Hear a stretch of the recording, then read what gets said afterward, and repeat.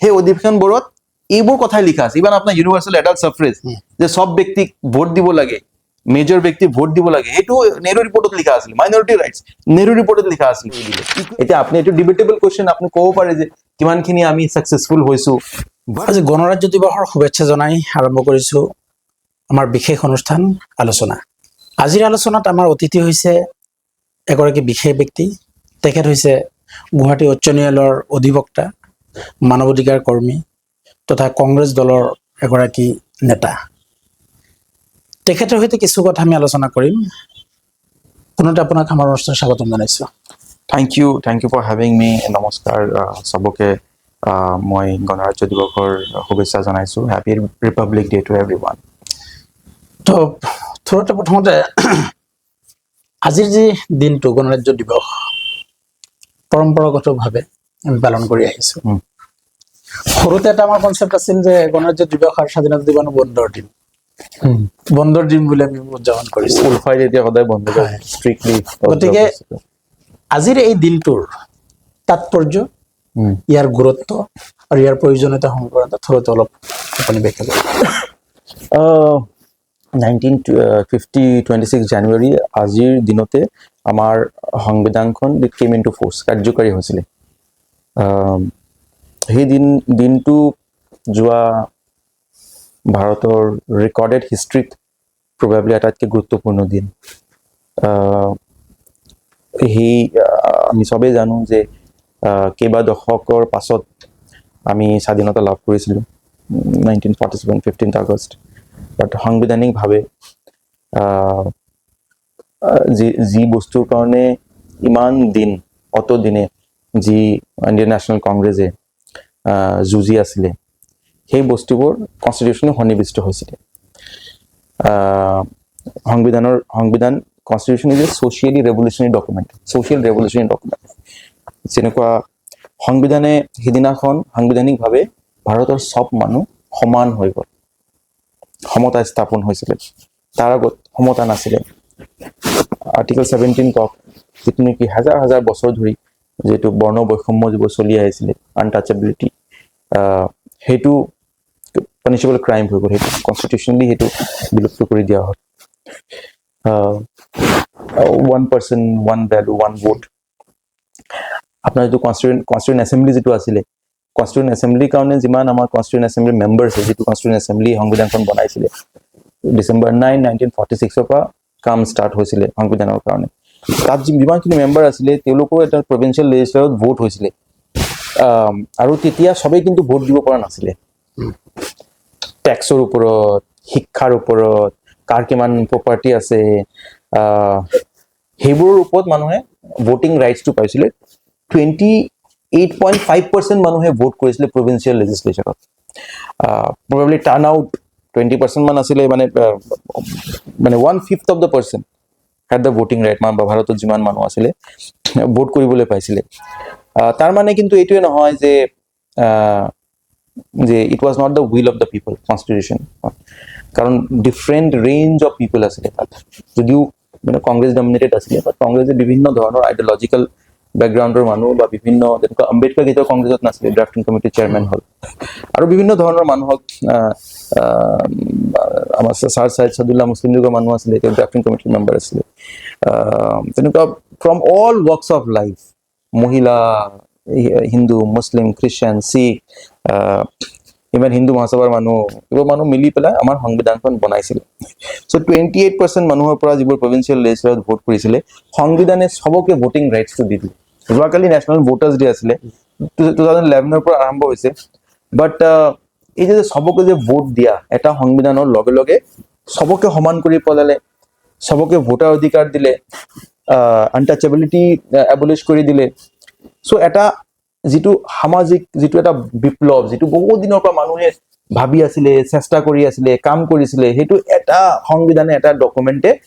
সেইটো কমপ্লিট কৰি দিলে। এতিয়া আপুনি এইটো ডিবেটেবল কুৱেশ্যন, আপুনি ক'ব পাৰে যে কিমানখিনি আমি ছাকচেছফুল হৈছো। বাট কনষ্টিটিউশ্যনেলি বস্তুখিনি, ৰেভলিউচনটো বহুতখিনি বস্তু সন্নিৱিষ্ট কৰিলে। আমেৰিকাৰ যিটো কনষ্টিটিউশ্যন, সেইটো 150 বছৰ লাগি গৈছে তাক মানে আপোনাৰ আগত চিভিল ৰাইটছ মুভমেণ্ট হৈছে 1965 বহুতখিনি বস্তু সবকে ইকুৱেল ৰাইটছ দিয়াটো প্ৰায় 150 বছৰ লাগি গৈছে তাৰো মানে বহুত দিন পাছত আপোনাৰ মহিলাক ভোটাৰ অধিকাৰ দিছে গতিকে ইয়াত মানে ইৰেসপেক্টিভ আপুনি যদি মেজৰ হয় আগত 21 বছৰ আছিলে এতিয়া 18 ইয়াৰ্স আই থিংক 61st এমেন্ডমেন্টৰ থ্ৰুৰে আই থিংক এটো 18 ইয়াৰ্স কৰিলে বাট সামাজিক মানে সোশ্যাল রেভলিউশনারি ডকুমেন্ট আমার সংবিধানটো সো লাইক আই সেড ভারতের রেকর্ডেড হিস্ট্রিত 26 জানুয়ারি 1950 সন আটাইতকৈ এটা গুৰুত্বপূৰ্ণ দিন তাৰ কাৰণে এটা প্ৰসেস আছিলে এদিনতে বস্তুখিনি বা 9 ডিসেম্বৰ 1946 ৰ পৰা যি সংবিধান কনস্টিটিউশন এসেম্বলি বহিছিলে তাৰ পৰা আই থিংক 24 জানুৱাৰী লৈকে কাম হৈছিলে 1950 লৈকে 26 জানুৱাৰীত ফোৰ্সত আহিলে এইখিনি পিৰিয়ডতো যে সংবিধান বনাইছে হেতু নহয় কিন্তু এই বস্তুখিনি বহুত আগৰ পৰা লাইক 1905ত এটা ডকুমেন্ট ওলাইছে আই থিংক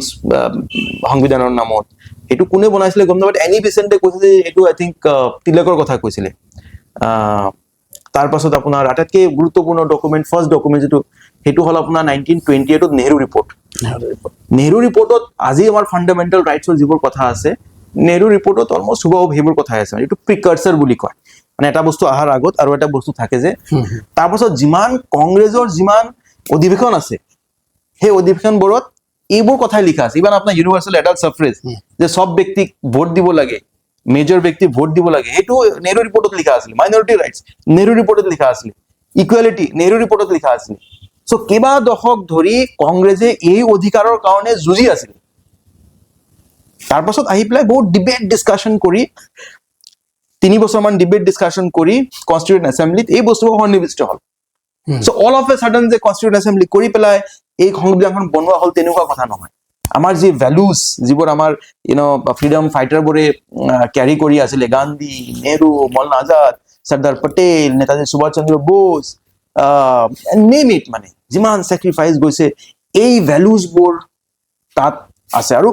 আটাইতকৈ গুৰুত্বপূৰ্ণ যেটো আপুনি যদি সংবিধানৰ প্ৰস্তাৱনাটো পঢ়ে that প্ৰস্তাৱনাত এটা লাইন লিখা আছে fraternity assuring dignity of individual and unity and integrity of the nation so fraternity মানে ভাতৃত্ববোধ আৰু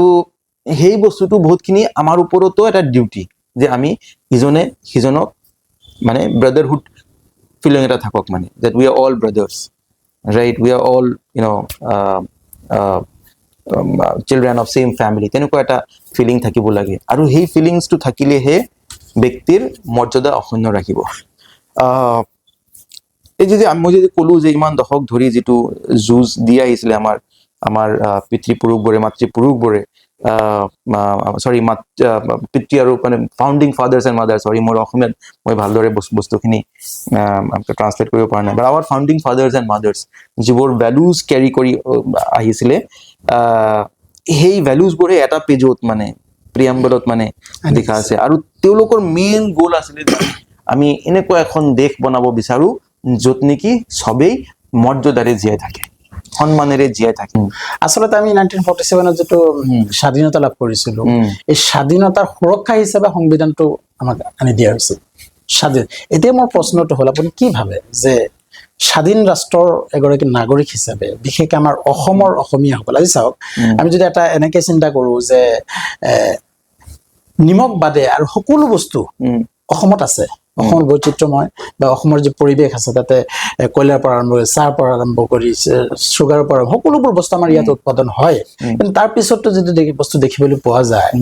যে আমি বাহিৰৰ পৰা আমদানি কৰিবলগীয়া হয় বহুত বস্তু বা আমাৰ ইয়াৰ পৰা বহুত বস্তু বাহিৰ মানে কেন্দ্ৰলৈ লৈ যায় তা আপুনি এটো কি ভাবে যে আসলতে স্বাধীনতাৰ ইমান বছৰ পিছতো আমি অৰ্থনৈতিকভাৱে সামাজিকভাৱে ৰাজনৈতিকভাৱে স্বাধীন হ'ব পাৰিছো নে নাই অসমৰ বিশেষকৈ অসমৰ প্ৰেক্ষাপটত কথা আপুনি কি বুলি ভাবে আপুনি যিমানখিনি কথা কৈছে সো আমাৰ মানে we are a federal structure আমাৰ we are a federal country য'ত নেকি চেণ্টাৰৰ পাৱাৰ আছে ষ্টেটৰো পাৱাৰ আছে কিছুমান বস্তুৰ ওপৰত আপোনাৰ চেন্ট্ৰেলৰ অথৰিটি আছে কিছুমান বস্তুৰ আপোনাৰ ষ্টেটৰ অথৰিটি আছে সো এইটো কোনো কথা নহয় যে মানে যিটো তেল যিটো হয় বা সেয়া হয় বা চাহ হয় সো মানে মানে আপুনি বস্তুখিনি এতিয়া গোটেই তেলটোতো আমাৰ ইয়াত ৰাখি পেলাইতো আৰু বিজনেছ কৰিব নোৱাৰো, তাৰ পৰাইতো আমি মানে ইকনমিকেলি আমি সেয়া হ'ব নোৱাৰো। চাহখিনি আমি ইয়াত ৰাখি পেলাইতো আমাৰতো এইটো বাহিৰত পঠাব লাগিব, আমাৰতো সেইটো সেয়া কৰিব লাগিব। কিন্তু আপুনি ক'ব পাৰে যে আমাৰ যিমানখিনি আমাৰ নেচাৰেল ৰিচোৰ্চেছ আছে আমি ইকুৱেলি আমি চেণ্টাৰৰ পৰা আমি সা সুবিধা পাই আছো নে নাই। এটা কথা ঠিক যে চেণ্টাৰে মানে তেওঁলোকে এটা দিল্লীৰ সাংবাদিকবোৰো এটা শব্দ কৰি ট্ৰাভেষ্টি অফ ডিষ্টেঞ্চ, মই সেইটো বিশ্বাস নকৰো যে ট্ৰাভেষ্টি অফ ডিষ্টেঞ্চ তাৰ পৰা আৰু ইয়ালৈকে কিমাননো দূৰ। গতিকে চেণ্টাৰৰ সদায় এটা মানে নেগলিজেঞ্চ এটা সদায় থাকিছে আৰু নৰ্থ ইষ্টৰ প্ৰতি, সেইটো দেট ইজ ট্ৰু মানে। আৰু এতিয়া বহুতখিনি কথা এওঁলোকৰ ভেকু ভাওনা হয়। এতিয়া চাওক আপুনি তেওঁলোকৰ লুক ইষ্ট পলিচি বিজেপিয়ে কৈ থাকে, নেডা বুলি এটা সেয়া খুলিলে। আজি মণিপুৰৰ অৱস্থাটো চাওক, ইমান দিন ধৰি চিভিল ৱাৰ চলি আছে, তাত মানুহ মৰি আছে, দুটা কমিউনিটিৰ মাজত একদম মানে ইমান ডিভাইড হৈ গৈছে। আজিলৈকে প্ৰধানমন্ত্ৰী আহিবলৈ তেওঁৰ সময় নাই, তেওঁ সৰু সুৰা কাণ্ট্ৰি তেওঁ ঘূৰি আছে, দিনে ৰাতি তেওঁ মানে তাত গৈ পেলাই বেলেগ বেলেগ ঘণ্টাই ঘণ্টাই বেলেগ বেলেগ চুট চেঞ্জ কৰি পেলাই বেলেগ বেলেগ কাণ্ট্ৰিত ঘূৰি আছে, কিন্তু তেওঁ মণিপুৰ আহিবলৈ তেওঁ সময় নাপায়। চ' আমাৰ নেচাৰেল ৰিচোৰ্চৰ ওপৰত ডেফিনেটলি আমাৰ অধিকাৰ আছে, বাট প্ৰব্লেমটো হ'ল যে আমাক কিমানখিনি অগ্ৰাধিকাৰ আমি পাই আছো ইকনমিকেলি। আমাৰ ইয়াত আপুনি যদি চাই যে এইটো ইণ্ডাষ্ট্ৰি কিমান হৈ আছে, চেণ্টাৰৰ পৰা কিমান আমাক সুৰক্ষিত কৰি আছে। অৰুণাচলৰ সিপাৰে আপোনাৰ চাইনাত ডাঙৰ ডাঙৰ ডেম বনাই আছে, তাৰ কাৰণে চেণ্টাৰে কি কৰি আছে, চাইনিজ গভৰ্ণমেণ্টৰ কথা পাতি আছে নে নাই। চ' চেণ্ট্ৰেল গভৰ্ণমেণ্টৰ সদায় এটা মানে ষ্টেপ মাদাৰলি এটিটিউড সদায় এটা থাকিছে, আৰু তাৰ কাৰণে চাগে আমি যি ধৰণে মানে গোটেই ভাৰতবৰ্ষত সমানভাৱে ইকনমিকেলি ডেভেলপ হ'ব লাগিছিলে সেইকাৰণে হ'ব পৰা নাই। তো আজিৰ এই দিনটোৰ লগতে আৰু এটা কথা আপোনাৰ পৰা জানিব বিচাৰিম যে আপুনি যিহেতুকে নিৰ্যাতিত লোকৰ হৈ যথেষ্টখিনি কাম কৰিছে, হিন্দী হওক মুছলমান হওক বুলি কথা নাই, যিখিনি চেষ্টা কৰিছো যথেষ্টখিনি কাম কৰিছে আৰু ইয়াৰ লগত জড়িত হৈ আছে মানুহৰ ফাণ্ডামেণ্টেল ৰাইটছ, তাৰপিছত নৈতিক অধিকাৰ, এইখিনিলৈ কাম কৰি আছে। চ' আজিৰ তাৰিখত অসমৰ প্ৰেক্ষাপটত বিশেষকৈ সংখ্যালঘু, অসমৰ সংখ্যালঘু মুছলমান বুলিও কওক বা হিন্দু বুলিও কওক, বিশেষকৈ সংখ্যালঘুসকলৰ ওপৰত যিটো ৰাজনৈতিকভাৱে এটা নিৰ্যাতন আগৰ পৰাই চলি আহিছে আৰু সম্প্ৰতি সেইটো বৃদ্ধি হোৱা যেন কৰবাৰ না কৰবাৰখিনিত দেখিবলৈ পোৱা গৈছে। উচ্ছেদ হৈছে, অমানৱিকভাৱে উচ্ছেদ হৈছে, আৰু মানুহক গুলিয়াই মাৰা হৈছে, কোনো প্ৰতিক্ৰিয়া নাই চৰকাৰ পক্ষৰ। ৰাইজৰ মাজতো এটা যেনে এটা প্ৰতিক্ৰিয়া হ'ব লাগিছিল, কণ্টিনিউ এনকাউণ্টাৰৰ কেছ সন্মুখত আহি আছে। এই কেইদিনমান আগতে যে কয়লা খনিত কেইগৰাকী মানুহ জিন্দা দাফন হৈ গ'ল, তালৈ যিটো প্ৰতিক্ৰিয়া ৰাইজৰ মাজত থাকিব লাগিছিল সেইটো নাই। তো লগত আৰু এটা একেলগে গোটেইখিনি প্ৰশ্ন আনি দিছো, 2-3টা প্ৰশ্ন, যে সুপ্ৰিম কোৰ্টত দুদিনমান আগতে যিটো এটা মানে জাজে যিটো ৰায় দিলে যে ভাৰতৰ সকল বাংলাদেশী বা বিদেশী এওঁলোকক ভাৰতৰ পৰা খেদি পঠিওৱাৰ কাৰণে চেন্ট্ৰেল গভৰ্ণমেণ্ট বা আসাম গভৰ্ণমেণ্টৰ হাতত কি মেকানিজম আছে, কি পলিচি আছে, ইয়াৰ ওপৰতো কোৱেশ্যন কৰিছিল। তো এই গোটেইখিনি লৈ আপুনি এই গোটেইখিনি কথাখিনি আপুনি কেনেকে উপস্থাপন কৰিব? চাওক, লাইক আই ছেড দ্যাট সংবিধানে চবকে সমান কৰি তুলিছিলে, বাট চৰকাৰে সংবিধানটোতো হাত ভৰি নাই। যেদিনাখন এডপ্ট কৰা হৈছিলে সংবিধানটো 26 নৱেম্বৰ 1949, তাৰ একদিন আগতো বহুত ডিবেট হৈছিলে, লেকচাৰ বেচিকেলি বি.আৰ. আম্বেদকাৰে কৈছিলে যে যিমান ভাল সংবিধানে নহওক কিয়, যদি কাৰ্যকাৰী কৰা মানুহ যদি ভাল নহয় তেনে সংবিধান নচলিব। আৰু যে এটা বেয়া সংবিধানো হয়, কাৰ্যকাৰী কৰা মানুহ যদি ভাল হয় সংবিধানখন চলি যাব ভালদৰে। চ' সংবিধানত যিবোৰ কথা লিখা আছে আৰু আমাৰ ফাউণ্ডিং ফাদাৰ্ছ এণ্ড মাদাৰ্ছৰ যিটো সপোন আছিলে, সেই সপোনবোৰ ৰিয়েলিটিত দিঠকতে পৰিগণিত হোৱা নাই। কনষ্টিটিউশ্যনেল প্ৰটেকশ্যন যিটো আমাৰ হ'ব লাগিছিলে, সেই কনষ্টিটিউশ্যনেল প্ৰটেকশ্যনটো আমি পোৱা নাই। আপুনি ইয়াত বহুতখিনি কথাই কৈছে যে এভিকশ্যন, এতিয়া এভিকশ্যনত আপুনি চাওক কেনেকৈ চিলেক্টিভলি এভিক্ট কৰি আছে। এটা মানে বেছিভাগ মুছলমানক টাৰ্গেট কৰি পেলাই কি ধৰণে এভিক্ট কৰা হয়, আৰু য'তেই তেওঁলোকে এভিক্ট কৰিবলৈ যায় তাত মানুহ গুলীয়া হত্যা কৰা হয়। বসুন্ধৰাত যিটো লেণ্ড সেটেলমেণ্ট যিটো পলিচি আছে তাত মুছলমানক সেই সেটেলমেণ্টটো দিয়া নহয় এইবোৰ মানে সংবিধানৰ ডিৰেক্ট পৰিপন্থী হয় মানে এগেইনষ্ট দ্য ভেৰি কোৰ values of the Indian constitution so আমি সংবিধানে আমাক প্ৰটেক্ট কৰে বাট সেই প্ৰটেক্ট কৰা কাষ্টডিয়ান থাকেতো কাষ্টডিয়ান অফ দ্য কনষ্টিটিউশ্যন সেই কাষ্টডিয়ানবোৰে ভালদৰে সংবিধানৰ নীতিমতে ভ্যালুজবোৰ মূল্যবোধবোৰ মানি চলা নাই সেইকাৰণে আজি আমাৰ ওপৰত ইমান এট্ৰচিটিজ হৈ থাকে ৰিচেণ্টলি আপুনি যিটো মানে জাজমেণ্ট নহয় এইটো এটা অবজাৰভেশ্যন হয় কোৰ্টৰ যদি 270 মান মানুহ ডিটেনশ্যন চেণ্টাৰত আছে কিয় ৰখা হৈছে তেওঁলোকক কিয় ৰিপৰ্ট কৰা হোৱা নাই সো যিবোৰ কিছুমান সঁচাকে বাংলাদেশী মানুহ আছে সেইবোৰ ট্ৰাইব্যুনেল বিক্ৰী কৰা নাই সেইবোৰে আহি পেলাই ধৰা পৰিছে কৰবাত কিছুমান ৰোহিংগীয়া মানুহ আছে তেওঁলোকে যিহেতু তাত জেনোচাইড হৈছিলে তেনেকে আছে বাট তাত কিছুমান ডিক্লেয়াৰ্ড ফৰেনাৰ্ছ আছে এতিয়া এই ডিক্লেয়াৰ্ড ফৰেনাৰ্ছবোৰ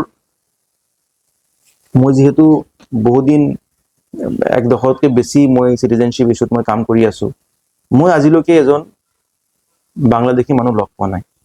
আপোনাৰ ডি ভোটাৰ যেনেকে বনায় কোনো ইনভেষ্টিগেশ্যন নহয় বহুত ডি ভোটাৰ অফিচত বহি বহি তেওঁলোকে বনাইছে বৰ্ডাৰ পুলিচে যিবোৰ মানুহক বিদেশী বুলি একিউজ কৰে কোনো ধৰণৰ ইনভেষ্টিগেশ্যন নহয় এতিয়া আপোনাক যদি মই আপুনি কিবা এটা ক্ৰাইমে কৰক কিবা এটা হেয়াৰ কৰক চাৰ্জশ্বিট দিয়াৰ আগত ইনভেষ্টিগেশ্যন হ'ব লাগিব right fair investigation and fair trial is a part of Euro fundamental right article 21 আণ্ডাৰত ইভেন আৰ্টিকল 14 আপনি টানি আনিব পাৰে ৰাইট ইকুৱেলিটি যে বেলেগ কৰবাত যদি ভালদৰে ইনভেষ্টিগেট হৈ আছে ইয়াতকৈ ইনভেষ্টিগেট হোৱা নাই চ' বিদেশী ন্যায়াধিকৰণত অলপ ভুল ধৰি পেলাই মানুহক বিদেশী বনোৱা হয় does not mean that they are foreigners election কমিশ্যনে বৰ্ডাৰ পুলিচে আপোনাক একিউজ কৰিব পাৰে আপুনি বাংলাদেশী বুলি ফৰেনাৰ্ছ ট্ৰাইব্যুনেল আপোনাক বিদেশী বনাব পাৰে কিন্তু সেইজন মানুহ বাংলাদেশী নহয় যদি মানুহজন বাংলাদেশী নহয় তেনেহলে আপনি ডিপোর্ট কেনেকে কৰিব ডিপোৰ্ট কৰাৰ কাৰণে there is a mechanism I think 10 বছৰ মান আগত I think 13-3 if my memory serves me right 13-3-2013 এটা আন্ডাৰষ্টেণ্ডিং হৈছে ভাৰত আৰু বাংলাদেশৰ মাজত যদি নেশ্যনেলিটিটো কনফাৰ্ম হয় তেওঁলোকে লৈ ল'ব সময়ে বহুত মানুহ যিবোৰ কনভিক্টেড ফৰেনাৰ্ছ হয় যিবোৰ বাংলাদেশৰ পৰা আহে ৰিচেণ্টলি তেওঁলোকক জুডিচিয়েল কোৰ্টে যিবোৰ মানে লোৱাৰ কোৰ্টে যিবোৰ মানে এইবোৰ ট্ৰাইব্যুনেলে নহয় যিটো কোৰ্টবোৰে মানে চিজিএমৰ কোৰ্টে যিবোৰ কনভিক্ট কৰে তেওঁলোকে এড্ৰেছ কনফাৰ্ম কৰি আছে গুচি গৈ আছে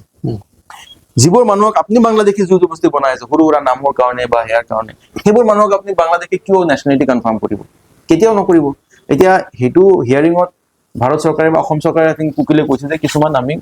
চেন্ট্ৰেল গভৰ্ণমেণ্টে এড্ৰেছ কনফাৰ্ম কৰি আছে এড্ৰেছ কেনেকৈ কনফাৰ্ম হ'ব মোক কওকচোন সম্ভৱ নেকি এড্ৰেছ কেতিয়াও কনফাৰ্ম কাৰণ মানুহ তাৰ নহয় মানুহ নহয় মই কিমান ডকুমেণ্ট মই আপোনাক দেখাই দিওঁ য'ত নেকি তেওঁলোকে ফিক্টিচিয়াছ নাম লিখি থৈ দিছে ক'ৰবাত মোমেন সিংগাৰ ক'ৰবাত বেলেগ ডিষ্ট্ৰিক্টত সেইবোৰ কিছুমান নামটো এক্সিষ্টে নকৰে জাষ্ট বিকজ ইলেকশ্যন কমিশ্যনে বৰ্ডাৰ পুলিচে কাৰোবাক একিউজ কৰি আছে ট্ৰাইব্যুনেলে কাৰোবাক বিদেশী বনাইছে does not mean that person is a foreigner so' মই ভাবোঁ যে অনাৰেবল সুপ্ৰিম কোৰ্টে এই বস্তুখিনি একাউণ্টত আনিব যে এই মানুহবোৰক কিয় ডিপোৰ্ট কৰা নহয় আৰু ৰিয়েল ইছ্যুটো ওলাই আহিব তেতিয়া 2019 এটা এফিডেভিট জমা কৰিছিলে তেতিয়ালৈকে এৰাউণ্ড 1,20,000 মানুহ বিদেশী হৈ গৈছে ভাৰত চৰকাৰে কৈছে আমি 165 মানুহ ডিপোৰ্ট কৰিছো 13/3/2013 পৰা এইটো 2019 এফিডেভিটৰ কথা মাত্ৰ 4জন ডিক্লেয়াৰ্ড ফৰেনাৰ যিবোৰ বিদেশী কৰিছে মই আচৰিত হৈছো 4জন মানুহ তেওঁলোকে পালে ক'ত তেওঁলোকে এপেৰেণ্টলি ডিপোৰ্ট কৰিছে তাৰপাছত চাগে আৰু এজনৰ কথা শুনিছিলো চ' আজিলৈকে প্ৰায় 1,60,000 মানুহ তেওঁলোকে বিদেশী বনাইছে 1,60,000 মানুহ বিদেশী বনাইছে চৰকাৰে তথ্য দিয়ক কেইজন মানুহ ডিপোৰ্ট কৰিছে মোৰ তথ্য মতে আই থিংক 2 বছৰ আগৰ এয়া মাত্ৰ 5জন মানুহ আকৌ মই আচৰিত এই 5,000 মাজত 5জন মই আচৰিত এই মানুহবোৰ পালে ক'ত নাই কিছুমানে 1,60,000 মাজত অলপ হেয়াৰবোৰ কাৰণ বহুত এক্সপাৰ্টে আছিলে বস্তুবোৰ আকৌ ইণ্ডিয়ান হৈ গৈছে but that number is above 1 lakh that number should be above 1 lakh তেওঁলোকে চৰকাৰৰ চাগে ইমান ক্লেৰিটি নাই যে কোনবোৰ মানুহ বিদেশী হৈছে কোনবোৰ মানুহ আকৌ এক্সপাৰ্টে বা বহুত মানুহ হাইকোৰ্টেও ইণ্ডিয়ান বুলি কৰিছে সেইবোৰো তেওঁলোকে মিলাই কৈছে নাজানো বাট আজি ডেটত কনসলিডেটেড যিটো নাম্বাৰ এইটো around 1 lakh 1 ফেব্ৰুৱাৰী 2024 লৈকে 1.58 lakhs আছিলে so এতিয়া আই থিংক around 1.6 lakhs হৈ যাব So deportational number to এইটো I think মই আশা কৰো যে supreme কোৰ্টে will go deep into the issue যে মানুহক ডিপোৰ্ট কৰা কিয় নহয় সঁচা কথা ওলাই যাব এই যিমান প্ৰপাগাণ্ডা চলি থাকে বিদেশীৰ নামত চব ওলাই যাব তো আজিৰ তাৰিখত অসমৰ সংখ্যালঘুসকলৰ মাজত আটাইতকৈ মানে গুৰুত্বপূৰ্ণ যিটো ইছ্যু ভয়ানক যিটো ইছ্যু সেইটো হৈছে চিটিজেনশ্বিপ তাৰমানে নাগৰিকত্বৰ ওপৰত যিটো প্ৰশ্ন উত্থাপন হয় শেহতীয়াভাৱে কিছু খবৰ আহি আছে বিভিন্ন জিলাত উজনি অসমত লখিমপুৰ শোণিতপুৰ এনেকুৱা কিছু কিছু জাগাত বৰ্ডাৰ পুলিচে গাঁৱৰ মাজত সোমাই কিনে আকৌ মানুহৰ ডকুমেণ্ট মানে চেক কৰি আছে এইটো খবৰ আহি আছে দুই তিনিদিনৰ পৰা তো এই বিষয়টো লৈ আমাৰ সংখ্যালঘু যিখিনি জনপ্ৰতিনিধি আছে এডজাষ্টিং যিখিনি জনপ্ৰতিনিধি মই মানে যিসকলৰ প্ৰতিনিধি নহয় তেওঁলোকৰ কথা কোৱা নাই যিখিনি জনপ্ৰতিনিধি আছে এই জনপ্ৰতিনিধিসকলৰ যিটো ভূমিকা হ'ব লাগিছিল মানে এছেম্বলিৰ বাহিৰতে হওক বা এছেম্বলিৰ ভিতৰতে হওক যিটো এগ্ৰেছিভলি বা গুৰুত্ব সহকাৰে যিটো ভূমিকা তেওঁলোকৰ হ'ব লাগিছে এইটো ইছ্যুৰ ওপৰত আমাৰ কিন্তু পৰিলক্ষিত হোৱা নাই এই ক্ষেত্ৰত আপুনি কি ভাবে there is always room for improvement মানুহৰ এনেকুৱা হাৰাশাস্তি বহুত দিনৰ পৰা হৈ আছে আৰু লাইক আই সেড কি পুলিচে কাৰোবাৰ ওচৰত যদি সন্দেহ হয় কাগজ বিচাৰিব পাৰে কিন্তু সন্দেহ কিহৰ কাৰণে সন্দেহ হয়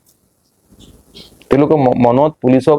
মানে এটা হেয়া দি থোৱা থাকে যে মানে টাৰ্গেট দি থোৱা থাকে certain class of people মানে আপুনি ধৰিব পাৰে সো বহুত ক্ষেত্ৰত মই দেখিছো যে তেওঁলোকে ডকুমেন্ট দিছেও তথাপিও পুলিচে তেওঁলোকক বিদেশী বুলি কেছটো ৰেফাৰ কৰিছে ট্ৰাইব্যুনেলত বহুত ক্ষেত্ৰতো তেওঁলোকে ডকুমেন্টে নাচায় এনেই ধৰি পেলাই মানে আগতো হাতত ছাপ্পাও লোৱা নাই এনেই ধৰি পেলাই তেওঁলোকক বাংলাদেশী বুলি একিউজ কৰি পেলাই থৈ দিয়ে সো এই বস্তুবোৰ জনপ্ৰতিনিধিৰ এইটো এটা দায়িত্ব হয় আৰু জনপ্ৰতিনিধিবোৰো সংবিধানৰ একজন কাষ্টডিয়ান হয় ৰক্ষক হয় গতিকে খালি জনপ্ৰতিনিধি নহয় আমি সবেই মানে all custodian of the constitution কাৰোবাৰ হাতত পাৱাৰ আছে কাৰোবাৰ পাৱাৰ নাই সো এই বস্তুবোৰ অহাৰ লগে লগে আপুনি ঠিকেই কৈছে যে এই বস্তুবোৰতো মানে ভেহেমেন্টলি অপ'জ কৰিব লাগে এই বস্তুবোৰক ইস্যু হিচাপে হেয়াৰ কৰিব লাগে আৰু বন্ধ হ'ব লাগে যেনে তেনে কিয় মানে আপোনাৰ নাগৰিকত্ব বস্তুটো আপোনাৰ citizenship is a right to have rights এনে কোৱা হয় যে আৰ্টিকেল 14 আৰ্টিকেল 21 সবৰ ওপৰতে এপ্লিকেবল হয় দেখি বিদেশী anyone in the territory of India আপুনি সোমোৱাৰ লগে লগে you are under the protection of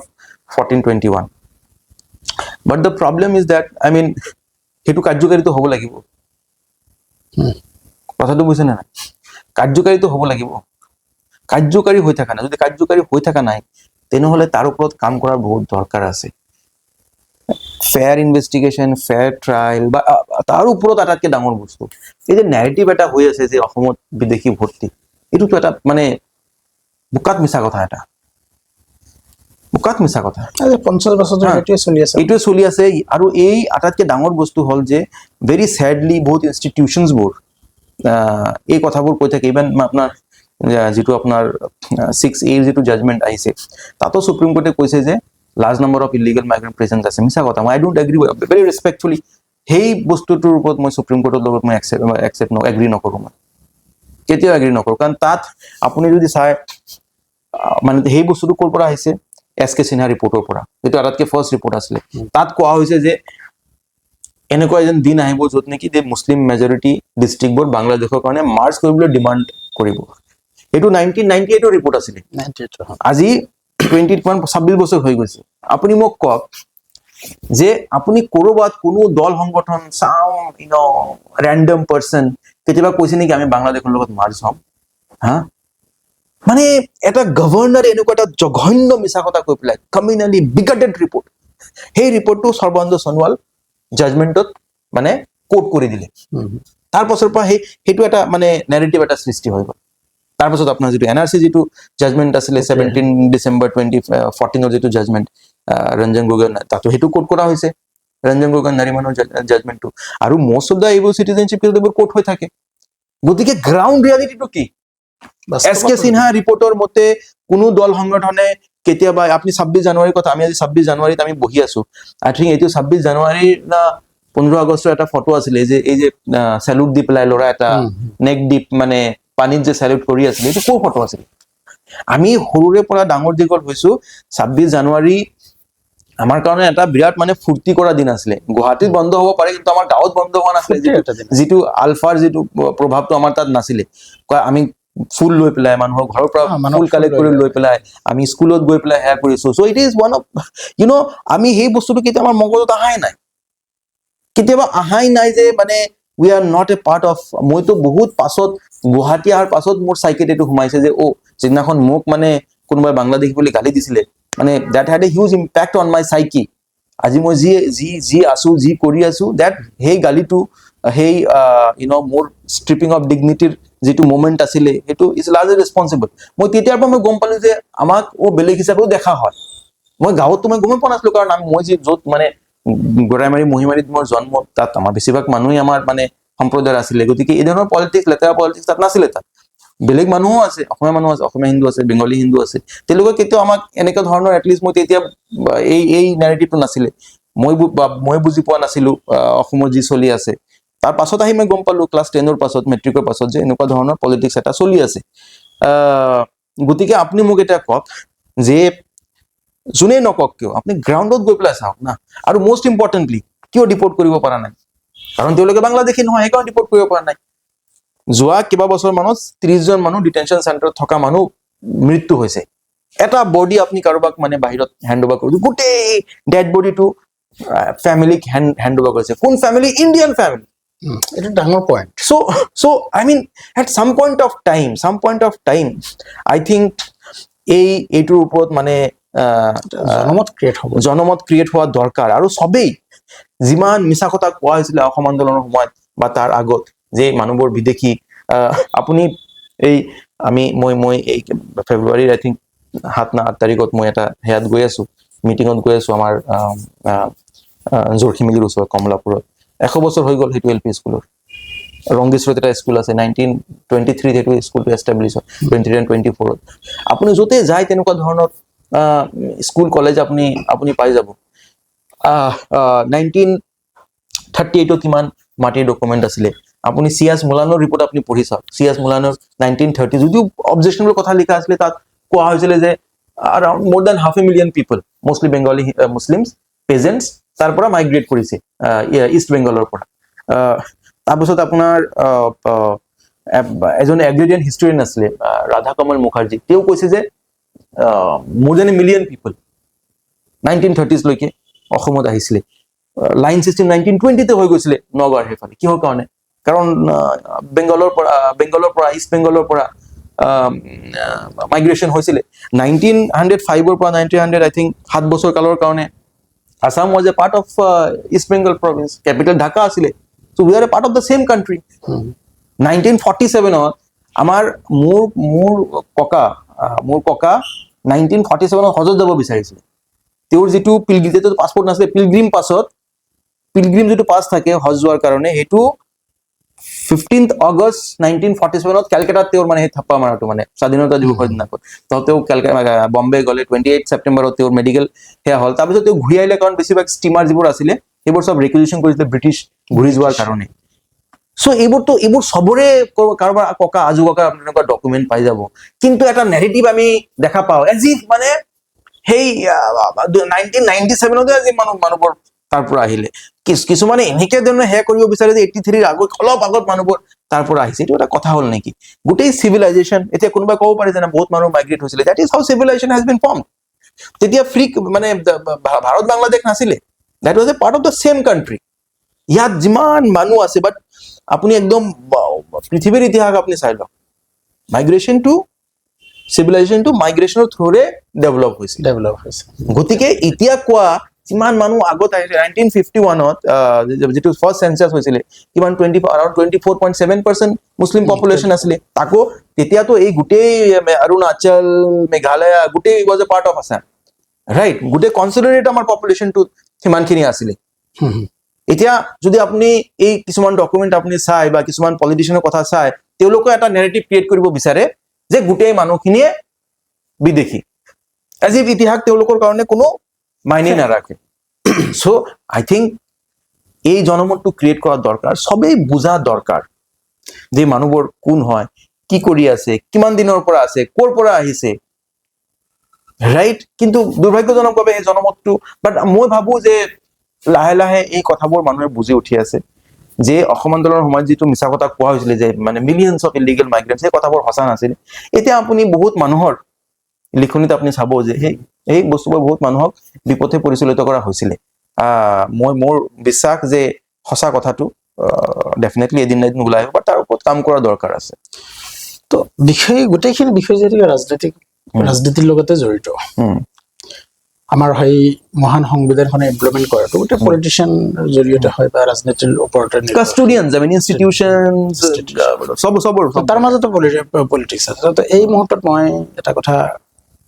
উল্লেখ কৰিব বিচাৰিছো যে ৰাজনৈতিক যিটো দৰ্শন, ৰাজনৈতিক যিটো বিচাৰ দৰ্শন, আমাৰ ফ্ৰীডম ফাইটাৰ মৌলানা আজাদ, মৌলানা হুছেইন আহমেদ মাদানী ৰহমাতুল্লাহ, এওঁলোকৰ এটা ৰাজনৈতিক দৰ্শন আছিলে। যি সময়ত সাভাৰকাৰে টু নেশ্যন মানে দ্বিজাতি তত্ত্ব যিটো আৱিষ্কাৰ কৰিছিলে যে হিন্দু এটা জাতি, মুছলিম এটা জাতি, সেই সময়ত মৌলানা আজাদ আৰু জমিয়তুল উলামাৰ সভাপতি তেতিয়া আছিল হুছেইন আহমেদ মাদানী ষ্ট্ৰংলি এইটো অপ'জ কৰিছিল যে জাতিৰ কনচেপ্ট সদায় এটা ৰাষ্ট্ৰৰ লগত, জাতিৰ কনচেপ্ট কেতিয়াও ধৰ্মৰ লগত নহয়। গতিকে জাতিৰ কনচেপ্টটো সম্পৰ্কটো ৰাষ্ট্ৰৰ লগত। গতিকে হিন্দু নাই মুছলমান গোটেইখিনি লৈ উই আৰ এটা নেশ্যনেলিজম। তো এইটো যিটো কনফ্লিক্ট তেতিয়া হৈছিলে আৰু সেই দ্বিজাতি তত্ত্ব যিটো আৱিষ্কাৰ সাভাৰকাৰে কৰিছিল, তাৰ পৰৱৰ্তী সময়ত সেই সাভাৰকাৰৰ যিটো থিয়ৰী, এই থিয়ৰীকে একচেপ্ট কৰি লৈ এসময়ত কংগ্ৰেছ কৰিছিল জিন্নাই, মহম্মদ আলী জিন্নাই এটা সময়ত কংগ্ৰেছ কৰিছিল। পিছত গৈ তেওঁ মুছলিম লীগৰ ফিলচফি সেইটো বনাই কিনে তেওঁলোক ওলাই গ'ল বা ভাৰতৰ পৰা তেওঁলোক আঁতৰি গ'ল। তো আজিৰ তাৰিখতো দেখা যায় যে আমাৰ অসমতে বিশেষকে ক'ব বিচাৰিছো যে একাংশ মানুহৰ ৰাজনৈতিক যিটো দৰ্শন কৰবা না কৰবাখিনিত সেই সাভাৰকাৰৰ দৰ্শনৰ লগত সমৰ্থন থকা যেন লাগে। গতিকে বিচ্ছিন্নবাদী ৰাজনীতি আৰু ইনক্লুচিভ যি পলিটিক্স, তো এই বিষয়টো আপুনি কেনেকে উপস্থাপন কৰিব যে আচলতে কোনটো আমাৰ অসমৰ আজিৰ প্ৰেক্ষাপটত আমাৰ অসমৰ মুছলমান সমাজে বা ভাৰতবৰ্ষৰ মুছলমান সমাজে ৰাজনৈতিকভাৱে বিচ্ছিন্নবাদী যি দৰ্শন সেইটো একচেপ্ট কৰি লোৱাটো প্ৰয়োজন, না মৌলানা কালাম আৰু জমিয়তৰ যিটো এইটোতো প্ৰশ্ন উঠিব নোৱাৰে। আমাৰ ধাৰাটোৱেতো মৌলানা আজাদৰ ধাৰা হয়। গতিকে মৌলানা আজাদৰ এটা লেকচাৰ এটা আছে, তেওঁ কৈছিলে যে I am an Indian and I am a Muslim, আৰু ইয়াত কোনো কণ্ট্ৰডিকশ্যন নাই, বুজিছে। তেওঁ কৈছে যে আমাৰ 1000 বছৰৰ ইছলামৰ ইতিহাস আছে এইটো দেশত। আপুনি মৌলানা আজাদৰ কথা কৈছে, মই ৰিচেণ্টলি মৌলানা আজাদৰ ওপৰত কিবা এটা পঢ়ি আছিলো, তো মই এইটো ক'ব বিচাৰিম এই অপৰচুনিটি লৈ পেলাই। চ' মৌলানা আজাদ 1918 ৰাঞ্চিত তেওঁ আছিলে, আৰু তেতিয়া তেওঁৰ বয়স 30 years, 1988 তেওঁৰ জন্ম। আৰু তেওঁৰ মেগজিন আছিলে আল বালাগ আল হিলাল, এইটো তেওঁৰ মানে কোৰাণ তাফছিৰৰ ওপৰত, তেওঁৰ কোৰাণ তাফছিৰ তৰ্জুমানুল কোৰাণ, বাট তেওঁ সেইটোৰ ওপৰত মানে বহুত কোৰাণৰ আলোকত মানে সেই মানে in the light of the Quran তেওঁ বহুত বস্তু লিখিছিলে। তো তেতিয়া এজন মানুহ, তেওঁ ইশা নামাজ পঢ়ি পেলাই ওলাইছে, ৰাঞ্চিত আছিলে তেওঁ। চ' এজন মানুহ আহি পেলাই, ঠাণ্ডাৰ দিন আছিলে, মানুহ আহি পেলাই পিছৰ পৰা তেওঁ মাত দিছে, কৈছে যে আচ্ছা হেল্ল' কোন হয় আপুনি? কৈছে মই কোৱেটাৰ পৰা আহিছো। Quetta is now in Pakistan, I think একদম চাগে বৰ্ডাৰত কোৱেটা। তাৰপিছত কৈছে কেনেকে আহিছে? কৈছে মই কিবা কিবি মানে সেয়া হৈ পেলাই মই কিছুমান বিজনেছমেনৰ লগত গাড়ীত উঠি পেলাই মই আগ্ৰা পাইছিলো, আগ্ৰাৰ পৰা মই খোজকাঢ়ি আহিছো, আগ্ৰাৰ পৰা খোজকাঢ়ি ৰাঞ্চি পাইছে। মই গুগল কৰি চাইছো, আজিৰ ডেটত আগ্ৰাৰ যিটো ৰাস্তা আছে আগ্ৰাৰ পৰা ৰাঞ্চিলৈকে 116 কিলোমিটাৰ, চৰি 1016 কিলোমিটাৰ। তেতিয়া কিজানি শ্বৰ্টকাট আছিলে বা লং নেজানো, বাট 1000 কিলোমিটাৰ মুঠতে আৰু ডিষ্টেঞ্চ। চ' কৈছে কিহৰ কাৰণে আহিছে? কৈছে মোৰ কোৰাণৰ ওপৰত কিছুমান কুৱেশ্যন আছিলে, আপোনাক সুধিব আহিছো। সেইজন মৌলানা আজাদ আছিলে, তেওঁ একদম সৰুৰে পৰা তেওঁ কোৰাণৰ ওপৰত তেওঁ গৱেষণা কৰিছে। ইছলাম মানে ইমান স্কলাৰলি মানুহ ভাৰতৰ ইতিহাসত কোৰাণৰ ওপৰত মই নাভাবো কোনোবা আছিলে। সেইজন মানুহ 35 ইয়াৰ্ছত one of the youngest president of Indian National Congress, আটাইতকৈ ডিফিকাল্ট টাইমত। আৰু সেইজন মানুহ মানে পাৰ্টিশ্যনৰ ঘোৰ বিৰোধিতা কৰিছিলে, ঘোৰ বিৰোধিতা মানে গান্ধী আৰু তেওঁ ঘোৰ বিৰোধিতা কৰিছিলে। এতিয়া বহুত মানুহ ক'ব বিচাৰে যে নেহৰু আৰু চৰ্দাৰ পেটেল এগ্ৰী কৰিছিলে পাৰ্টিশ্যনৰ কাৰণে, বিপদত পৰি এগ্ৰী কৰিছিলে। জিন্না আপুনি ঠিকেই কৈছিলে যে 1920 মানত তেওঁক হিন্দু মুছলিমৰ ইউনিটিৰ এপষ্টল বুলি কৈছিলে, কিন্তু সেইজন মানুহ গৈ পেলাই অনলি ফৰ পাৱাৰ, মুছলিম লীগে তেওঁ লণ্ডন গুচি গ'ল, মুছলিমে তেওঁ লৈ আনিলে। আৰু এক মানে এটা মই আপোনাক ইনচিডেণ্ট কওঁ, মানুহজন কেনেকুৱা আছিলে। চ' এটা মানে ট্ৰেইনত গৈ আছিলে বহুত মানুহ মানে ট্ৰেইনত মানে ষ্টেচনত তেওঁৰ কাৰণে জিন্দাবাদ জিন্দাবাদ বুলি সেয়া কৰি আছে তেওঁ শুই আছে কিন্তু ষ্টেচন আহিছে তো কোনোবা উঠাই দিছে আহি পেলাই তেওঁক মানে সেই শব্দটো মানে মন্যক বহুত বেয়া শব্দ আহি পেলাই কৈছে মানে ইউ মানে সেয়া কৰিছে মানে আৰু বহুত বেয়া শব্দ কৈছে মানে আৰু মানুহে ভাবিছে যে ভাল কথা কৈছে আৰু জিন্দাবাদ দিয়া আৰম্ভ কৰিছে চ' এইটো যে এটা যে মানে মানে মানুহবোৰ যে ব্লাইণ্ডলি যে চুৱেপ্ট হৈ যায় হা সেই সেম RSS যিটো ধাৰা আছিলে জিন্দাৰ একেটা ধাৰা আছিলে আৰু RSSৰ কাৰণে আপুনি গোলৱালকাৰক আপুনি সেয়া চাব যিজন ফাৰ্ষ্ট ছেকেণ্ড হেড আছিলে গোলৱালকাৰ RSSৰ তেওঁলোকৰ এটাই সেয়া আছিলে যিমান মুছলিম পঠাব পাৰে গান্ধীক তেওঁলোকে এই কাৰণে মাৰিছিলে যে গান্ধী বেছিভাগ পাৰ্টিশ্যনৰ বিৰোধিতা কৰিছিলে আৰু বেছিভাগ মুছলমানক ৰখাৰ চেষ্টা কৰিছিলে সেইকাৰণে তেওঁলোকে গান্ধীক মাৰিছিলে বুজিছে গতিকে আমি যে ইয়াত আছো আজি আমি পাৰ্টিশ্যনৰ বিৰোধিতা কৰি পেলাই ইয়াত আছো সেই ধাৰাৰ বিৰোধিতা কৰি পেলাই আমি আছো ভাৰতৰ সংবিধানৰ ওপৰত বিশ্বাস কৰি পেলাই আমি ইয়াত আছো মানুহ গৈ আছিলে বহুত মানুহ কিয় ৰৈছে ইয়াত বাই চইচ কাৰণ গান্ধী নেহৰু মৌলানা আজাদ চৰ্দাৰ পেটেলে তেওঁলোকক কৈছিলে যে আমাৰ যিখন দেশ হ'ব তাত সবে সমান থাকিব সবৰে সম মৰ্যাদা থাকিব কাৰণ এই বস্তু লাইক আই সেড আৰম্ভণিৰ ইণ্টাৰভিউ যে এইটো নতুন কথা নহয় যিদিনাখনৰ পৰা কনষ্টিটিউণ্ট এছেম্বলি ষ্টাৰ্ট হ'ল সিদিনাখনৰ পৰা ষ্টাৰ্ট হোৱা নাই কংগ্ৰেছৰ মেইন নীতিধাৰাই এইটো আছিলে চ' তেওঁলোকে কৈছে যে আমি এইখন দেশত আমি সব এক আৰু সিদিনাখনো কোৱাৰ কথা নাই আগৰ পৰা কৈ আহিছিলে এই বিশ্বাস কৰি পেলাই মানুহবোৰ ইয়াত আছে গতিকে যদি আপোনাৰ কোৱেশ্চন হয় আমি কোনটো ধাৰাৰ ফলো কৰিম সেইটো আনসাৰ এটাই হ'ব পাৰে তাত আৰু কোনো ধৰণৰ মানে অপিনিয়নে থাকিব নোৱাৰে আমাৰ ধাৰা নেহৰুৰ ধাৰা আমাৰ ধাৰা গান্ধীৰ ধাৰা আমাৰ ধাৰা মৌলানা আজাদৰ ধাৰা আমাৰ ধাৰা সংবিধানৰ ধাৰা তো সংবিধানটো প্ৰস্তুত কৰাৰ ক্ষেত্ৰত বহু মানুহৰ তাতে ত্যাগ অৱদান আছিলে তাৰ মাজতে বিশেষকৈ আমাৰ সংখ্যালঘু মুছলমানৰ যিখিনি অৱদান আছিল তাৰ মাজৰ পৰা মৌলানা আজাদৰ কথা নাম ল'ব মৌলানা হজৰত মহানী হিফজুৰ ৰহমান খেৰৱাদী তাৰপিছত আৰু আটাইতকৈ ইম্পৰ্টেণ্ট ছাদুল্লাহ যি মানে প্ৰস্তাৱনা যিটো কমিটি 14জনী নে 11জনী কিবা কমিটি আছে সেই কমিটিৰ ড্ৰাফটিং কমিটি মেম্বাৰ আটাইতকৈ বহুত কিমান ডাঙৰ কথা এই নৰ্থ ইষ্টৰ পৰা গৈ এওঁলোকৰ ড্ৰাফটিং কমিটিৰ মেম্বাৰ আছিল কিন্তু এওঁলোকৰ ওপৰত যিটো চৰ্চা হ'ব লাগিছিল মানে যিভাৱে এটা চৰ্চা হ'ব লাগিছিল ভেৰি গুড কোৱেশ্চন মই ছাৰ ছাদুল্লাহৰ ওপৰত তেওঁৰ পলিটিক্সৰ ওপৰত আপুনি বহুত সেয়া কৰিব পাৰে সেইটো বেলেগ মানে ছাৰ ছাদুল্লাহ যি ধৰণে তুচ্ছ-তাচ্ছিল্য কৰা হয় দুৰ্ভাগ্যজনকভাৱে এইবোৰ কোনো প্ৰটেষ্ট নকৰে আচলতে হা মই হিমন্ত বিশ্ব শৰ্মাকো চাইছো মই ছাদুল্লাহ পিছলৈ কংগ্ৰেছে জইন কৰিছিল পিছলৈ কংগ্ৰেছো জইন কৰিছে আৰু তেওঁ আপুনি ৰাইটলি কৈছে যে মানে ভেৰি স্মল গ্ৰুপ অফ 8জন আৰু 9জন গ্ৰুপৰ ড্ৰাফটিং কমিটিৰ মেম্বাৰ আছিলে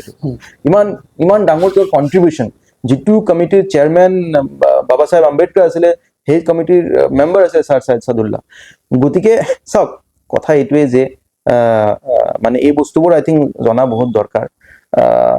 তেওঁলোকে মানে মুছলমানৰ কন্ট্ৰিবিউশনটো তেওঁলোকেতো মানে হেয়া কৰিব ইগনোৰ কৰিব বিচাৰে বাট তেওঁলোকেতো গোটেই আমাৰ মানে সিদিনাখন চাওক আম্বেদকাৰৰ ওপৰত অমিত শ্বাহ কেনেকে মানে হেয়া কৰিলে অপমান কৰিলে নেহৰু পণ্ডিত নেহৰুৰ কথা সদায় কৈ থাকে মহাত্মা গান্ধীক তেওঁলোকে ভেকু বনাই কৰে খালি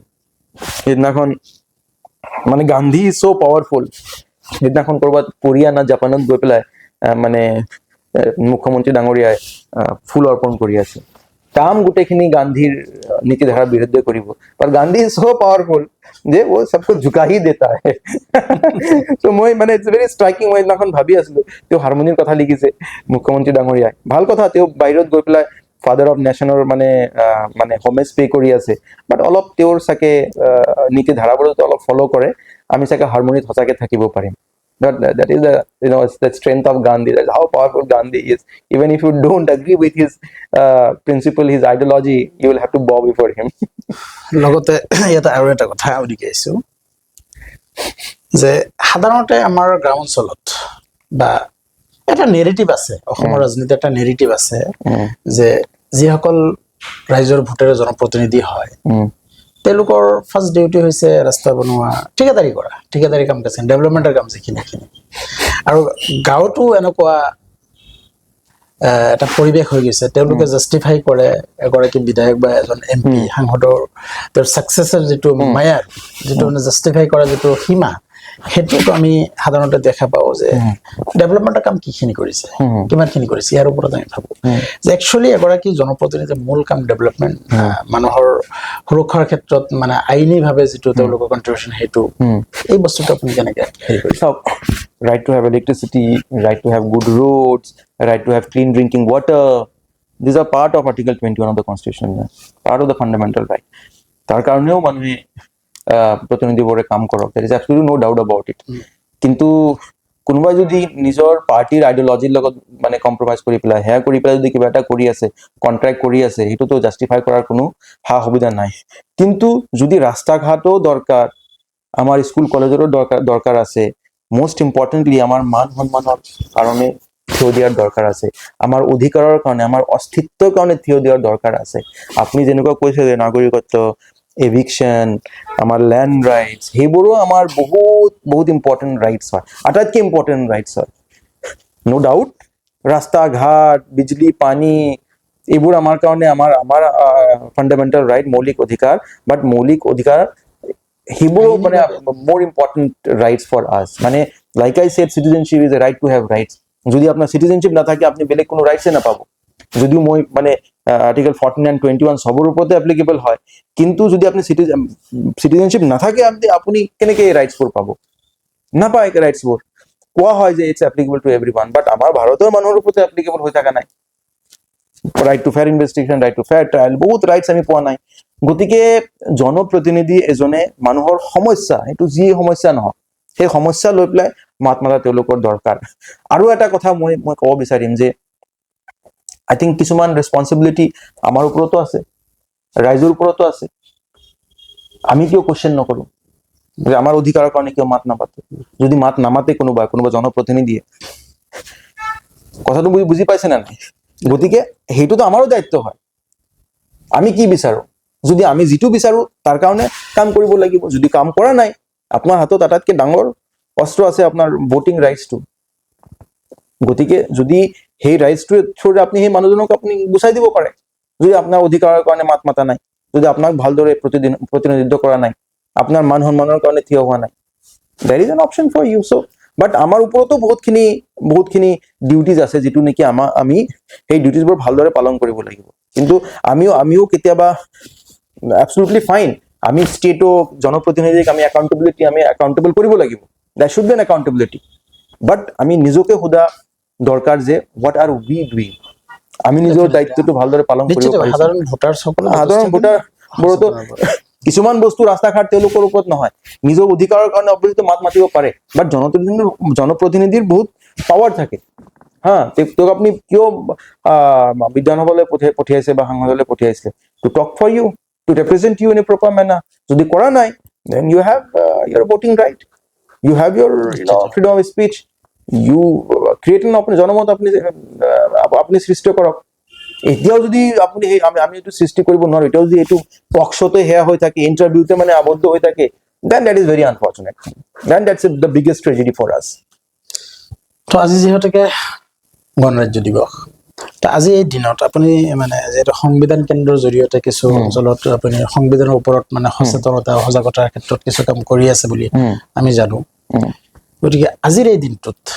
বিশেষভাৱে ৰাইজক কি আহ্বান জনাব? চাওক, ফাৰ্ষ্টলি সংবিধানে আমাক প্ৰটেক্ট কৰে, আমাক সুৰক্ষা দিয়ে, কিন্তু আজি সেই সংবিধানখনৰ ওপৰত, সেই সংবিধানটো মানুহে মানি চলা নাই, চৰকাৰে মানি চলা নাই, বহুত ইনষ্টিটিউশ্যনবোৰে মানে ষ্টেট অথৰিটিবোৰে মানি চলা নাই। সংবিধানৰ কিন্তু সুৰক্ষা লাগে, সংবিধানে আমাক সুৰক্ষা দিয়ে, আমি সংবিধানক সুৰক্ষা কৰিব লাগে। Point number 1। পইণ্ট নম্বৰ 2, আমি সংবিধানক সন্নিৱিষ্ট কৰা যিবোৰ মূল্যবোধ আছে সেইবোৰ মানি চলাটো দৰকাৰ। লাইক এ ছেড, ভাতৃত্ববোধ। আমি ইজনে সিজনক, আজিৰ ডেটত যিবোৰ মানুহে সংবিধান মানি নচলে, যিবোৰ মানুহৰ সমতাৰ ওপৰত বিশ্বাস নাই, যিবোৰ মানুহে আমাক অপমান কৰি থাকে, আমাৰ মান সন্মানক সদায় তেওঁলোকে ভাইলেট কৰি থাকে, সেই মানুহবোৰ এইকাৰণে জিকি আছে বা এইকাৰণে পাৱাৰত আছে কাৰণ তেওঁলোকে আমাৰ মাজত ভাতৃত্ববোধটোত আটাইতকৈ ডাঙৰ আঘাত আনিব পাৰিছে। আমাৰ মাজত যদি ভাতৃত্ববোধটো থাকে, যদি ফ্ৰেটাৰ্নিটি থাকে, আমি যদি ইজনে সিজনক মানে ভালদৰে ট্ৰিট কৰোঁ, if there is a chance of brotherhood among us, then এই মানুহবোৰ যিবোৰ মানুহে সংবিধানক মূল্যবোধক ধ্বংস কৰিবলৈ চেষ্টা কৰি আছে তেওঁলোকে এই পজিশ্যনত নাথাকিব সো আমি সেই the sense of brotherhood the feeling of ব্ৰাদাৰহুডটো আমি প্ৰমোট কৰি ল'ব লাগে